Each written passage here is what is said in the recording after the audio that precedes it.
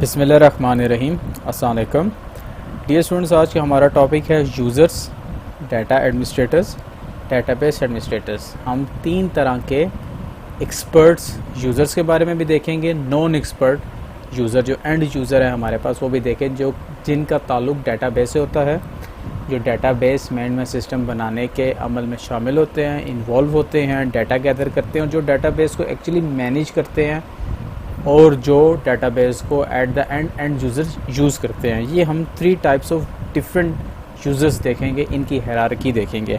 सबसे पहले हमारे पास है एंड यूज़र, जैसे कि हम अभी एंड यूज़र्स हैं फेसबुक के, यूट्यूब के।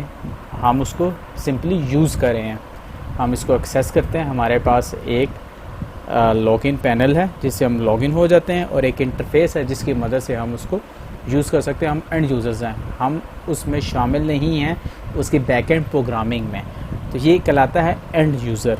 द यूज़र्स और end users are the people who use the DBMS database management system to perform different operations on databases. जैसे कि वो डाटा व्यू करने के लिए हो सकते हैं, जो जो उनको राइट्स गिवन है, रिपोर्ट जनरेशन की हो सकती हैं, अपना डाटा एंटर करने की भी हो सकती है, कुछ प्रिविलेजेस, फॉर्म एंट्री की हो सकती है, इनपुट के तौर के लिए यूज़ हो सकता है end users. The end user access the database management system through application program IDE provided by DBMS और SQL इंटरफेस।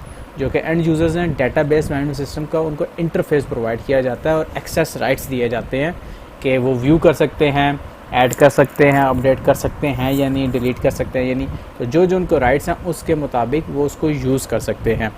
जैसे कि हमारे पास यूनिवर्सिटीज़ में लर्निंग मैनेजमेंट सिस्टम्स होते हैं, हमारे पास उसका इंटरफेस है, हम उसको सिंपली यूज़ कर सकते हैं। We are the end users.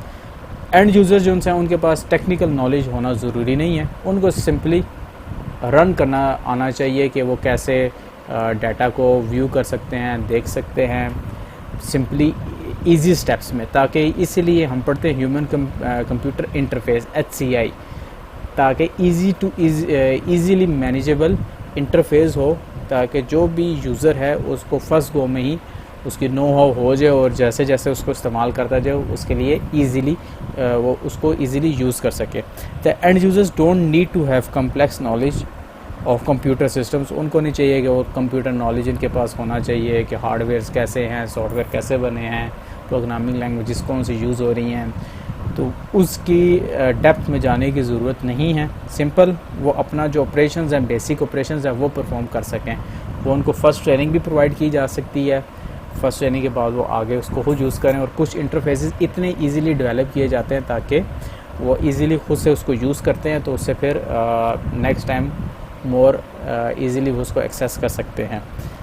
The end user don't need to have complex knowledge of computer systems and database. They can install new software and operating system into the computer. वो install कर सकते हों या ना हो, बस easily access कर सकते हों।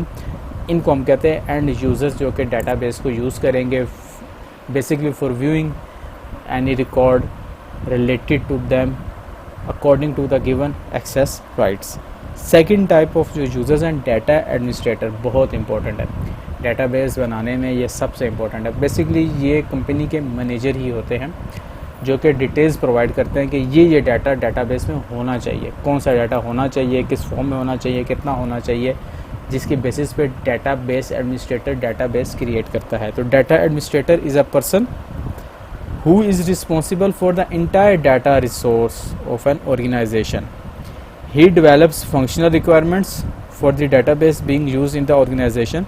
The main job of data administrator is to decide what data should be stored in database। कौन सा डाटा हमने डेटाबेस में स्टोर करना है, कितनी उसमें हमने प्रिविलेजेस प्रोवाइड करनी हैं, कितने एक्सेस राइट्स प्रोवाइड करने हैं। He also establishes policies for maintaining data। फिर उसको कैसे मेंटेन करना है, किस किस के पास ये प्रिविलेजेस होने चाहिए once it is being stored। Usually data administrator is a manager of the organization and not an IT professional. ज़रूरी नहीं है कि IT प्रोफेशनल हो, कोई भी हो सकता है जो कि होल्ड करता हो। जैसे कि हम एग्जांपल लेते हैं एक शॉपकीपर की। शॉपकीपर बताएगा कि मेरे ये आइटम्स इस डेटाबेस में होने चाहिए। वो नॉन IT बंदा है, उसके पास आईटी एक्सपर्टीज़ नहीं, वो सिंपली अपनी फंक्शनल रिक्वायरमेंट्स बता रहा है कि इसमें जो सा है ये आइटम्स होने चाहिए, उसकी ये प्राइस होनी चाहिए, उसकी क्वांटिटी लिखी आनी चाहिए, जब मैं इसको सेल आउट करूँ उसकी क्वांटिटी कम हो जानी चाहिए जितनी मैं सेल आउट करूँगा, और जब स्टॉक एंड होने वाला हो मुझे नोटिफिकेशन आ जानी चाहिए। वो कुछ एक्सप्लेन करेगा, अपना डाटा के बारे में बताएगा, उसको हम कहते हैं डाटा एडमिनिस्ट्रेटर। और कैसे उसको मैनेज करना है ये भी उस हवाले से बताएगा। Normally the data administrator serve as a bridge between user and the database administrator. User और जो डाटाबेस एडमिनिस्ट्रेटर उसके दरमियान ये ब्रिज होता है, दोनों को ज्वाइन करता है डाटा एडमिनिस्ट्रेटर। क्या क्या ड्यूटीज़ होती हैं डाटा एडमिनिस्ट्रेटर की? He shares in developing the logical design of each database, कि डाटाबेस कैसा डिज़ाइन करना चाहिए, कौन कौन से टेबल्स होने चाहिए, उसमें किस किस्म की फील्ड्स होनी चाहिए, एट्रीब्यूट्स होनी चाहिए। ये डिफरेंट टेक्निक यूज़ होती हैं, इंटरव्यूइंग टेक्निक यूज़ होगी, रिक्वायरमेंट इंजीनियरिंग की टेक्निक यूज़ होंगी, क्वेश्चनर यूज़ होते हैं, सर्वेज यूज़ होते हैं, ताकि गैदर डाटा मैक्सिमम किया जा सके। He establishes the data standards, he supervise the data distribution within the organisation and communicates with the user when necessary. Supervise करता है डाटा डिस्ट्रीब्यूशन, किस किस को डाटा कौन कौन सा व्यू होना चाहिए। सेल्समैन को प्राइस व्यू होनी चाहिए या नहीं होनी चाहिए, जो कि परचेज प्राइस है, तो ये डाटा एडमिनिस्ट्रेटर का काम है। ही also participates in developing the data dictionary and prepares documentation. जो डाटा डिक्शनरी हमने पहले पढ़ के आए हैं चैप्टर नंबर 1 में, जो कि एक एडवांटेज भी है डाटाबेस मैनेजमेंट सिस्टम का, उसके प्रोसेस में भी डाटा एडमिनिस्ट्रेटर हेल्प करता है और डॉक्यूमेंटेशन में भी।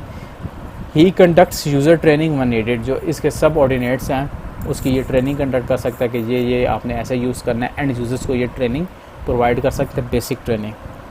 The most important person of a database is database administrator who has all the control, जो कि तमाम कंट्रोल जिसके पास मौजूद होंगे, और यही कंट्रोल्स ये आगे डिस्ट्रीब्यूट करेगा, एक्सेस राइट्स प्रोवाइड करेगा एंड यूज़र्स को भी, और अपने ड्रॉप डाउन जो भी इनके पास यूज़र्स आएंगे, जो सी ऑर्गेनाइजेशनल चार्ट है उसके मुताबिक डाटा एडमिनिस्ट्रेटर बताएगा। और ये बंदा आईटी एक्सपर्ट होना चाहिए, इसके पास सॉफ्टवेयर्स के भी, डेटाबेसिस की, लैंग्वेजेस की, हार्डवेयर की, इंस्टॉलेशन की, इम्प्लीमेंटेशन की तमाम नॉलेज होनी चाहिए।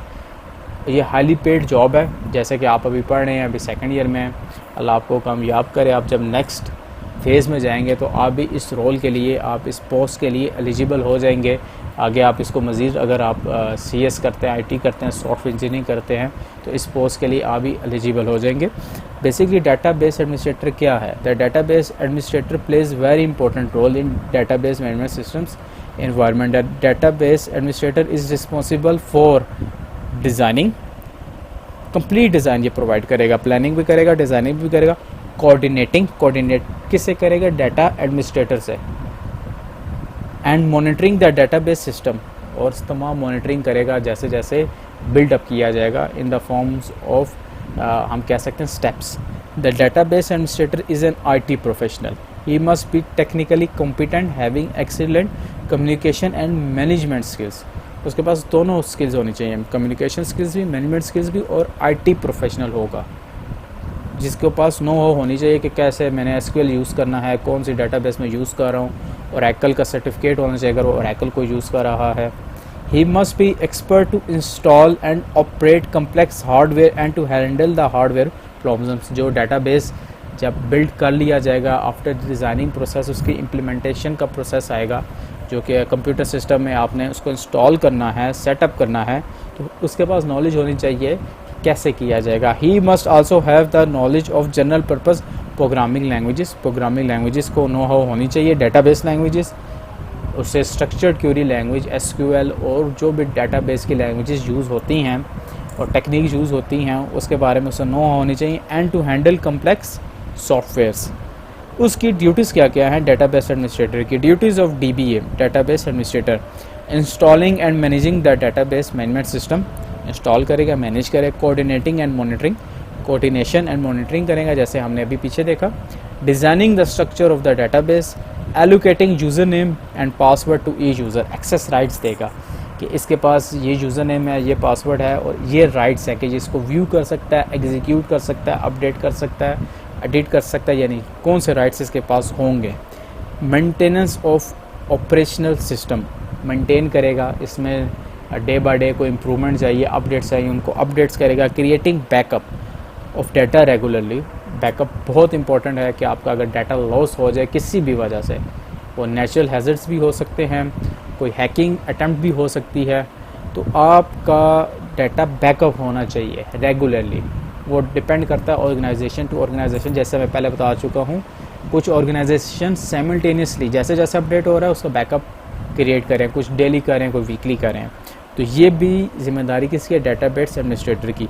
Providing training to the user for using and accessing database, basically यही बंदा ट्रेनिंग प्रोवाइड करेगा डाटा एडमिनिस्ट्रेटर को भी, क्योंकि डाटा एडमिनिस्ट्रेटर हमने क्या बात की थी कि नॉन टेक्निकल है, उसको भी बताएगा।